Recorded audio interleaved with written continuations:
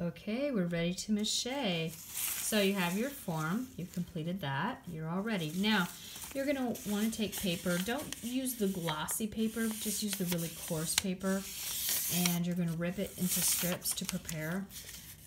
If you can see my fingers, these are way too large. When you go to mache, you wanna make sure that your strips, I'm so sorry, it's very loud, isn't it? Videos are so loud. I have substandard video equipment. Anyway, you're going to rip those into thin strips. Now, let's say that you rip a strip and then you get something like this little dinky thing. Hold on, I cut my fingernails, I can't pick it up. Something really small like that. Keep those, put those to the side because those are going to be very helpful in the really fine detailed areas. In fact, you're going to wish you had just sometimes really, really thin parts for when you're trying to get into little small crevices. So don't chuck those, keep them, okay? So go ahead and make yourself like a nice little fluffy pile of strips. Get those ready. And again, if they're really, really big, like, you know, super big, you're gonna wanna, you need to do this, you need to cut those back, okay? They're just too thick, they'll gap and pucker. I will demonstrate how that just doesn't fly. It's really not going to help you at all. So rip the strips, you got your guy, get yourself a bowl. I will hopefully be able to pass you a plastic container with a screw top lid that will contain glue in it, but if you have to do it on your own, here you go. So you're gonna pour, I'm not gonna be using too much, but you might pour more because I'm just gonna show you how to get started. Pour some glue in and a little bit of water and work it out. If this kind of texture drives you crazy, you might want to have baby wipes or some sort of towelette next to you so that it you get a break now and then, or do it around by a sink or something. I don't know if you noticed, but I have wax paper on my table.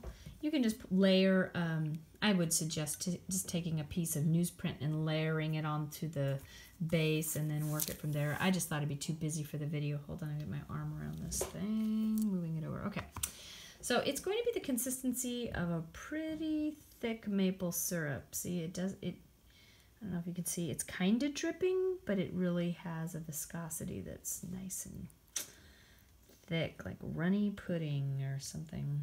Okay, once you've done that, then you take your strip. I'll just take my first one, and you run it through the glue. Run it. Kind of hold your finger down and let it run through. And then it's going to be very drippy. You don't want it drippy. You just want it moist. So that see how I'm squeezing it between my fingers? Wipe my fingers off. So it's not dripping, but it's incredibly saturated. Pick up my unit. And then I'm going to lay the first strip anywhere. I think I'll start over here. And then just let it, well, hold on.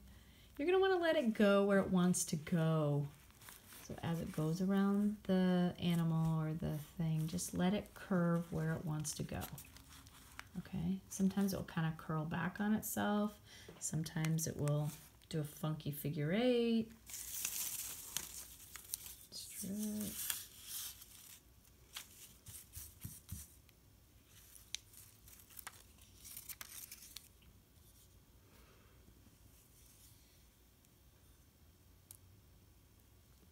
This is a messy tabletop area, so definitely cover your tabletop, your workspace.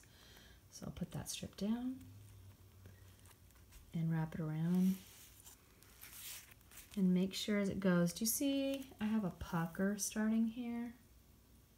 This strip is very thick actually. This is about as thick as you'd want to push it. You can see if it will slick onto your item, which mine does, so great. I don't have to worry about it. But if it's puckering too much, you're going to want to rip it off at that point and give it up.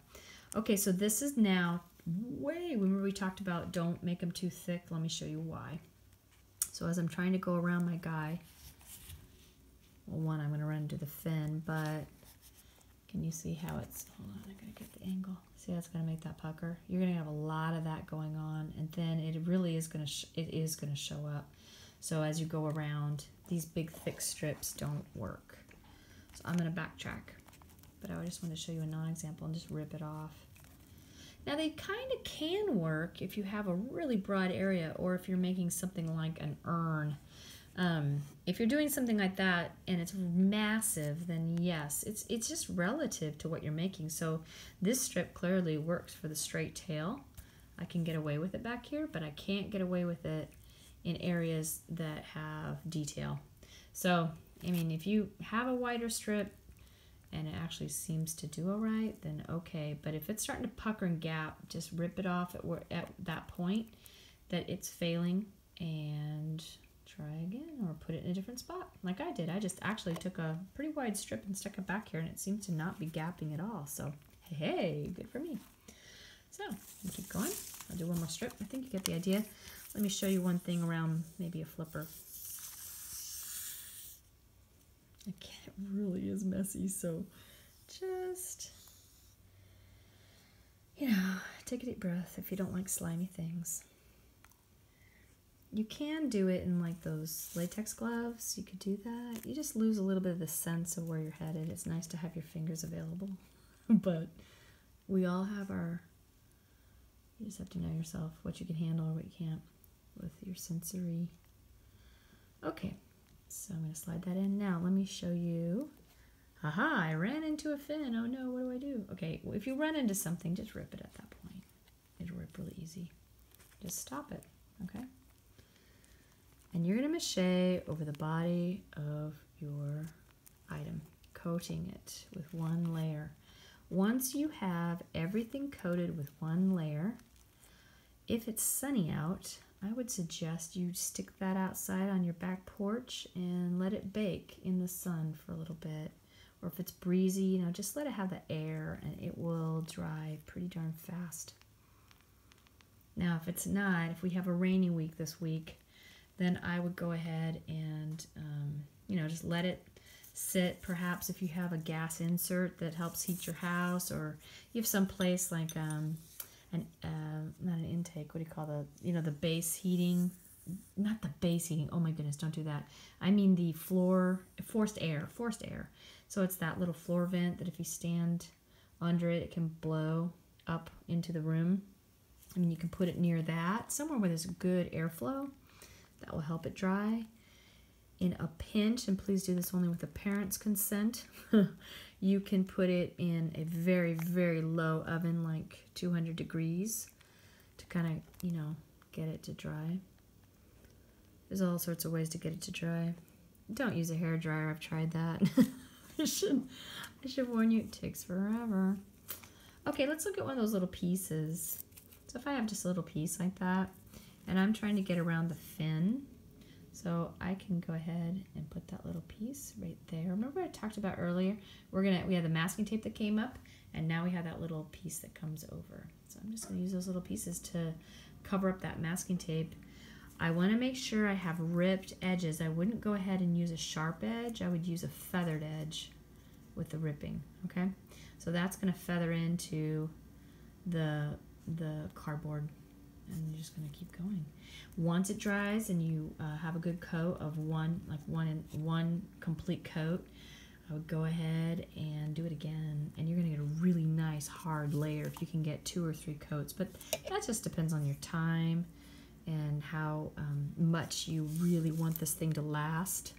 If it's just for this assignment, then, you know, 1 or 2 coats will be fine. But if you're thinking, boy, this is something I'd like to keep, like my whale that I made back when I was 19 or 20, I'm not gonna get rid of it. I don't know why. I just have always loved that little whale, even though he's messed up in the fins. But yeah, just do a really good job if you really like it. And so here's that tape. I'm going to do a little demo down here. Just kind of put it down. I've got a ripped edge all the way around, so it's going to feather into the cardboard. And so far, I can just go ahead and twist that around and let it go where it's going to go, and slick it down. So you'll get the hang of it as you go. But if don't force it. Don't say I really want to wrap it like a spiral. It doesn't work that way. It tends to like to do kind of a funky X. The paper just tends to want to spiral around in a diagonal rather than in like a true loop. So really let it do what it's going to do. And if you're doing any kind of little eyeballs or get around those pieces that are bumpy or, you know, little detail, you're going to want to use little pieces. Sorry, but that's just how it goes. Now, we did talk about padding last video, so if for some reason you think you have a hole or something and you think, well, maybe I'll fix that now. Again, I don't advise it just because I've done it. It's just, ugh, it can kind of not work, but it's in a pinch, I guess. You go ahead and you make a little patch and you roll it up, you know, kind of make yourself this little wad. And then you can go ahead and insert the wad in where you think there's a hole. And once you've done that, you've got that little beef up part. You can then go ahead and you can put in a strip to kind of cover that over.